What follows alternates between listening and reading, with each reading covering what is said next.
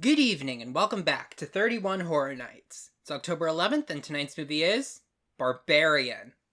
This is a horror movie from last year about a woman who is booking an Airbnb, but when she gets there, there's a man there, and apparently this was double booked, so they both just stay there, and weird things happen during that night. This movie stars Georgina Campbell, Pennywise himself, Bill Skarsgård, and Justin Long. But I only saw Campbell and Skarsgård in the trailer, so I guess Justin Long's a hidden character? I don't know. This was a movie directed by Zach Cregger, who's mostly known for comedy. Then again, Jordan Peele was mostly known for comedy, and now he's one of the most well-known horror directors out there. Even with all the stuff I saw from the trailer, I don't know why this movie is called Barbarian. I guess that's something I'll just find out by watching the movie. I'm gonna go watch it.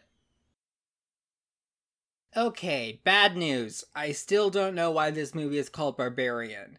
Good news. Other than that, this movie was great. I'm giving it a 9 out of 10. This is, I think, my favorite movie I've seen so far this month. Barbarian is a movie that keeps you guessing until the very end. And I think the strongest thing about it is its cast of characters. The three leads are Tess, played by Georgia Campbell, Keith, played by Bill Skarsgård, and AJ, played by Justin Long. All three of them do wonderfully in their roles, and Tess in particular is my favorite horror movie heroine since Grace from Ready or Not. Tess was likable, we wanted to see her succeed, and above all else, she has common sense. Just like Grace from Ready or Not, there was no point in this movie where I thought, okay, she did something stupid because otherwise we wouldn't have a plot.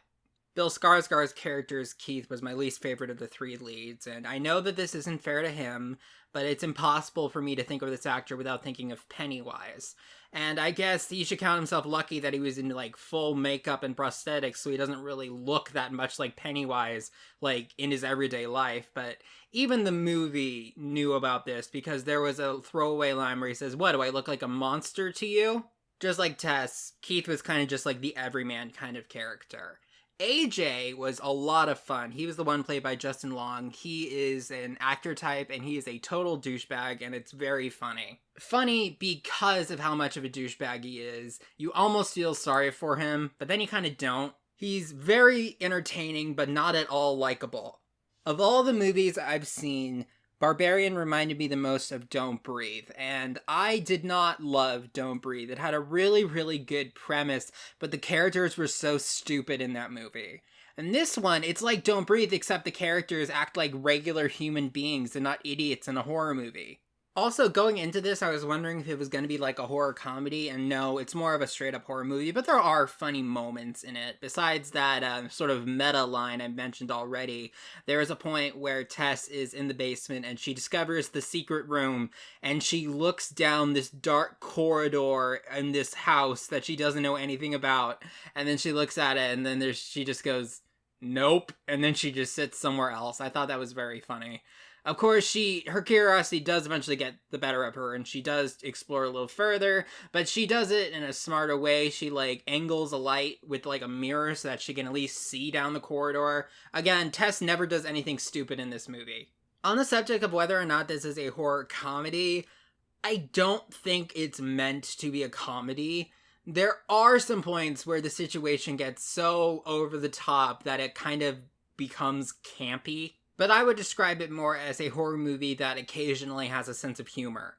As for the actual plot and content of the story, I can't really go into detail into that without going to spoilers, because one thing this movie kept doing is that it kept, twisting things. It kept introducing new things, and it kept, flipping the script. Just like The Night House, it keeps the audience on their toes the whole time. I mentioned Jordan Peele earlier, and I do see some parallels between, if not the storytelling, at least the dialogue and writing styles of Zach Cregger and Jordan Peele when you compare Barbarian to something like Us or Nope. And that's really important. It's not even just with horror movies, with any movies. If you can get the dialogue and interactions of the characters feeling natural, that can help a lot. So, I guess in order to sum things up before we go into spoilers, if you ever wondered what it would be like if Jordan Peele directed Don't Breathe, that's kind of like what Barbarian is. I would recommend it. Alright, now I want to talk about some spoilers, because there are a lot. Obviously, with the way the movie starts, you'd expect there to be some sort of conflict involving Tess and Keith, the man who is staying at the Airbnb that Tess is staying. And when I looked at the Wikipedia article for this movie, apparently this started out with Zach Krieger trying to write a scene with as many red flags a woman could possibly find at once. But as far as I can tell, Keith really is just a normal person. About halfway through the movie, like just before halfway through the movie, both Tess and Keith are in not just like the underground room, in the hidden room in the basement. There's like a whole series of tunnels underneath this house, and he gets killed by some disfigured naked woman.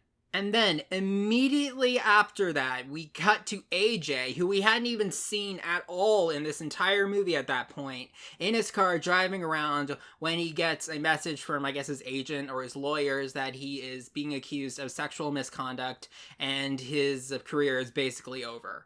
This is technically a he said, she said situation because she said what happened and he said what happened, but considering what his character is like, I'm going to guess that at the very least he did use coercive control on the woman, and at worst he did sexually assault her. But that's not really the point. That's just sort of lore, I guess, for this character. The reason why we're even supposed to care about AJ's character at all is because he technically owns the house that was used as that Airbnb, and that was very sketchy because this took place in Detroit, and it was like a normal house in the middle of a neighborhood of abandoned houses, like abandoned for a long time. He finds the underground room too, and he gets captured by this disfigured, naked woman character. She's never given a name in the movie. Apparently they credit her as the mother. And there is a lot of weird stuff going on in this like underground catacomb area beneath the house. I won't really go into details because it's not super relevant to this review, but eventually Tess manages to escape, and the first thing that she does is leave to go call the police. She actually decides to contact the higher authorities instead of going back and trying to solve things on her own. She is so reasonable. It is so refreshing. Not refreshing is the scene that happens next where the cops just straight up don't believe her. I understand that there has to be something that a cop needs to really go on in order to break into a house, guns blazing, hoping to save people, but the reasoning that was given, and especially the attitude, it felt kind of like, oh, great, we're doing this now. So eventually Tess does go down there by herself, at least reasonably more prepared, and there was a point where AJ gets a gun, and I already knew that he was going to end up shooting her in, like, surprise, and yes, but I thought it was going to be a fatal shot. It was not. It was non-fatal. However, by that point in the movie, the mother was loose running around the neighborhood trying to kill them, so they still had to lay low, at least until morning. And then there was one of those scenes I was talking about where it just got kind of silly because there's this homeless man who is trying to help them out, and she rips off one of his arms, and I'm pretty sure beats him with it until he dies. For some reason, AJ tries to escape the mother by climbing up a water tower, and Tess follows him, so if anything, that is the only stupid horror movie decision Tess made. And there is the implication that AJ might be trying to redeem himself and become less of a worthless member of society, but then he fumbles so hard he drops the gun off the water tower and pushes Tess in between him and the mother and accidentally, like, lets Tess fall off the water tower. Somehow she manages to make it out of that, if not uninjured, at least not dead. AJ goes back down and tries to help her, but before he can make things even worse, the mother gets up. She fell off the tower too, and she shoves her thumbs in his eye sockets and rips his head in half, so he's definitely dead. But, thankfully, the gun is within reach for Tess, and she, reasonable to the end, shoots Mother right in the face and kills her, and she makes it out alive. This movie was just a roller coaster from start to finish. You had no idea where it was going, what was going to happen next. It kept me invested until the very end, and it did stick the landing, which is very important for me with horror movies, because that's the last thing you remember about it. Just from this one movie, I see in Zach Kreger some of the things that I see in Jordan Peele, a really good, clever horror director.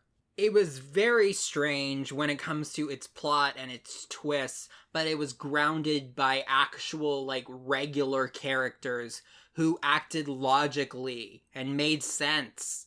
I definitely enjoyed it, and I will keep an eye out for any movies that Zach Kreger directs in the future. Thank you for listening. I'll see y'all tomorrow.